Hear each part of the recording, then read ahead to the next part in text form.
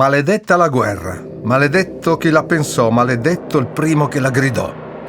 Scriveva così alla fidanzata da una trincea della Grande Guerra un soldato italiano rimasto anonimo. La lettera fu intercettata dalla censura, ma quel grido di disperazione echeggia ancora, assieme a tanti altri. In tutta Europa, d'altronde, furono molti, diciamo pure troppi, gli intellettuali che, come scriveva quel povero soldato mandato al macello, pensarono e gridarono la guerra, glorificandola. Tra i maledetti cantori italiani della guerra non si possono scordare, tra i più rappresentativi, il nazionalista Enrico Corradini. Diceva: la guerra è come la pace, necessaria e salutare nel mondo. Oppure il letterato Giovanni Papini: amiamo la guerra, diceva, un caldo bagno di sangue. E poi il futurista Tommaso Marinetti: la guerra sola igiene del mondo, sintesi fulminante e perfetta del progresso. Il primato, non certo lusinghiero, spetta tuttavia a lui, al Vate, a Gabriele D'Annunzio, vero e proprio Vate, appunto, del dio Marte.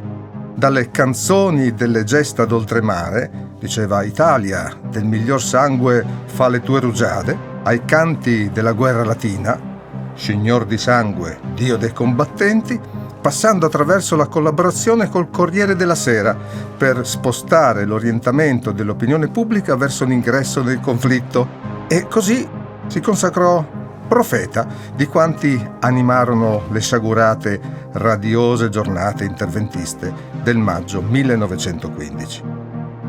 I suoi discorsi, oltremodo enfatici, trascinanti, fecero scuola. Spicca su tutti l'orazione tenuta allo Scoglio di Quarto il 5 maggio 1915, ricorrenza del 55esimo della Spedizione dei Mille e giorno inaugurale del monumento celebrativo realizzato da Eugenio Baroni, ispirato all'inno di Garibaldi.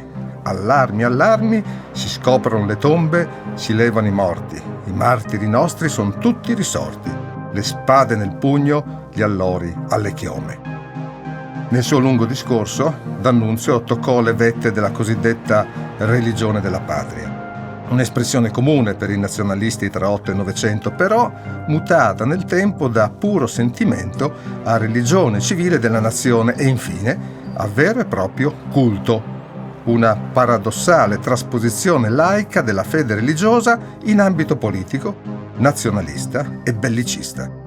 In particolare, rifacendo il verso in modo che possiamo definire come minimo inopportuno, ma diciamo pure offensivo, alle beatitudini pronunciate da Gesù nei Vangeli di Matteo e Luca, beatitudini che promettono il regno dei cieli, la visione di Dio, che promettono consolazione, felicità eterna ai poveri in spirito, ai mansueti, ai misericordiosi, a chi soffre per portare la pace, il poeta guerriero pescarese dichiarò beati gli ardenti guerrieri che con cuore devoto avrebbero dedicato tutto il loro amore alla patria e il loro odio al nemico, e che nel combattere sarebbero stati non ultimi, ma primi, altra allusione evangelica, e che infine avrebbero deterso un sangue splendente per vedere il viso novello di Roma. Certo, la scelta per la guerra era già stata fatta con il patto segreto di Londra, 26 aprile, e diversi fattori, anche di carattere economico, rendevano a quel punto quasi ineluttabile l'intervento al fianco dell'intesa, cioè Francia, Inghilterra, Russia. Non di meno, fu notevole l'impatto che ebbero sull'opinione pubblica orazioni e manifestazioni accese, talora anche veementi. Per intenderlo meglio, giova considerare la stampa dell'epoca, anche a Udine. Alcuni giornali cittadini dedicarono ampio spazio, ad esempio, proprio alla celebrazione patriottica sullo Scoglio di Quarto, associandosi all'indescrivibile entusiasmo, scrivevano, alle acclamazioni frenetiche, alla voce calda e vibrante di D'Annunzio. Il giornale di Udine scrisse che il popolo friulano attendeva l'ora dell'azione con l'entusiasmo della fede nei destini della patria. A quel punto, come aveva ammonito a Quarto il Vate della guerra, anche chi aveva ieri gridato contro l'evento avrebbe dovuto accettare in silenzio l'alta necessità.